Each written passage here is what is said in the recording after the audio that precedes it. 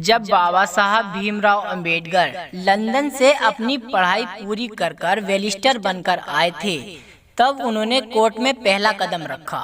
कचहरी के अंदर सभी ऊंची जाति के वकील बैठे हुए थे और ब्राह्मण जाति के वकील भी बैठे हुए थे। सभी ने बाबा साहब भीमराव अंबेडकर जी का मजाक उड़ाया। देखो देखो, ये महार जाति का, नीच जाति का एक अछूत कितना सज धज कर सूट बूट पहन कर आया है, जैसे कानून का यही रखवाला हो। दोस्तों, ये एक सच्ची घटना है जो बाबा साहेब भीमराव अंबेडकर जी के जीवन में घटित हुई थी। इसीलिए इस वीडियो के एंड तक जरूर रहिए। दोस्तों, जब बाबा साहेब भीमराव अंबेडकर जी का मजाक बनाने लगे, अरे देखो भाई, एक नीची जाति का, महार जाति का वकील बनकर आया है, ये विदेश से पढ़कर आया है, बहुत ही बड़ा कानून का रखवाला बन के दिखाएगा तुम्हें। लेकिन बाबा साहब भीमराव अंबेडकर जी ने उनकी बातों का बुरा नहीं माना और अपनी दुकान के लिए, यानी अपने ठिये के लिए जगह साफ करने लगे। तभी कुछ ऊंची जाति के वकीलों ने बाबा साहब भीमराव अंबेडकर जी से कहा, अरे अछूत, तुम तो अपनी दुकान अगर बाहर भी लगा लोगे तो वहाँ भी तुम्हारा केस बेस अच्छे चलते रहेंगे और तुम्हारी दुकान बाहर से ही अच्छी दिखेगी। लेकिन बाबा साहब भीमराव अंबेडकर जी को तभी कुछ बुरा नहीं लगा और चुपचाप साफ सफाई करते रहे। जब दोबारा उन लोगों ने यही बात कही तो बाबा साहब भीमराव अंबेडकर जी ने जवाब दिया, तुम लोग सच कहते हो, मैं अपनी ठिया बाहर ही लगा लेता हूँ।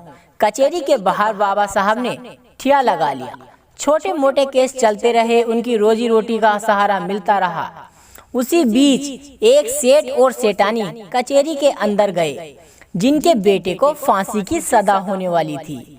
सभी व्यक्ति को और ऊंची ऊंची वकीलों को और जो कानून के रखवाले थे, उन सभी को उन्होंने फाइल दिखाई।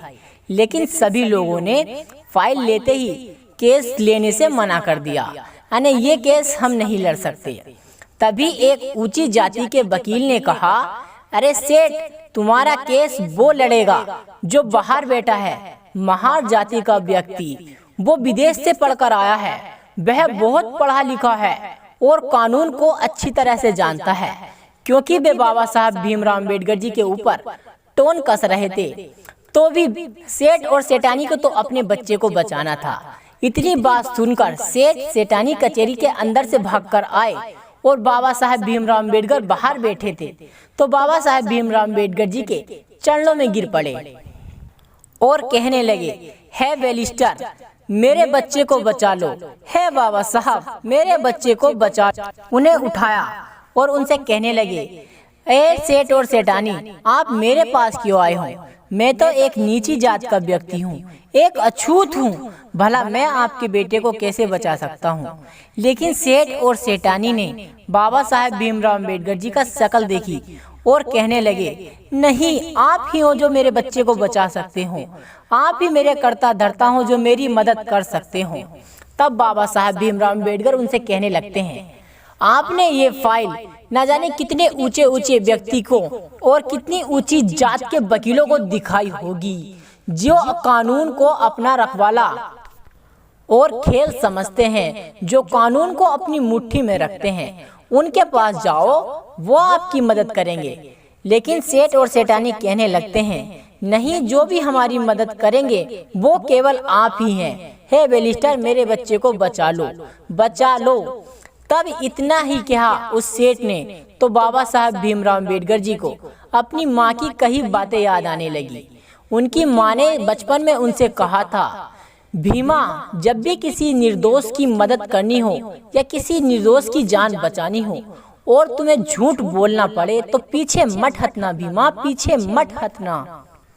तब बाबा साहब भीमराव अंबेडकर उनके बच्चे की फाइल, केस की फाइल ले लेते हैं और अगले दिन कोर्ट में सुनवाई चालू हो जाती है। दोनों पक्ष के वकीलों ने अपनी अपनी दलीलें पेश की, लेकिन बाबा साहब ने कोई दलील पेश नहीं की।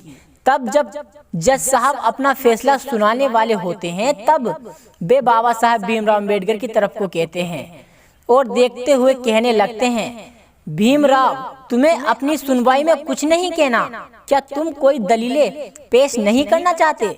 तब बाबा साहब ने मना कर दिया और कहने लगे, नहीं जज साहब, तुम अपनी सुनाई और अपना आखिरी फैसला बताओ, मैं कुछ नहीं बताने वाला। तब जज साहब ने उस सेठ और सेठानी के लड़के को फांसी की सजा दे दी। सेठ मन ही मन में सोचने लगा, मैंने किस आदमी को अपने बच्चे के केस की फाइल दे दी। ये तो सच में नीची जात का महान निकला, ये कुछ नहीं जानता। तब बाबा साहब भीमराव अंबेडकर कचहरी के बाहर निकलने लगते हैं, जहां से उस बच्चे को ले जाया जा रहा होता है। उस बच्चे के गले में फांसी का फंदा भी नहीं डला था। तभी बाबा साहब भीमराव अंबेडकर रोक लेते हैं। फांसी का फंदा डल ही रहा होता है, तब बाबा साहब भीमराव अंबेडकर कहने लगते हैं, सुनिए जज साहब, तुमने फांसी की सजा दी थी, मौत की नहीं। तभी से एक कहानी बनती आई है कानून की, जब भी किसी को फांसी की सजा दी जाती है तो उसे सजाए मौत कहा जाता है।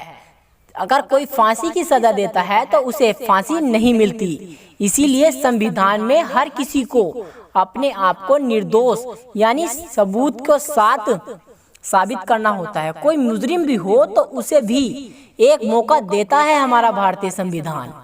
दोस्तों, ये कहानी आपको कैसी लगी मुझे कमेंट कर जरूर बताएं। जय भीम, जय भारत।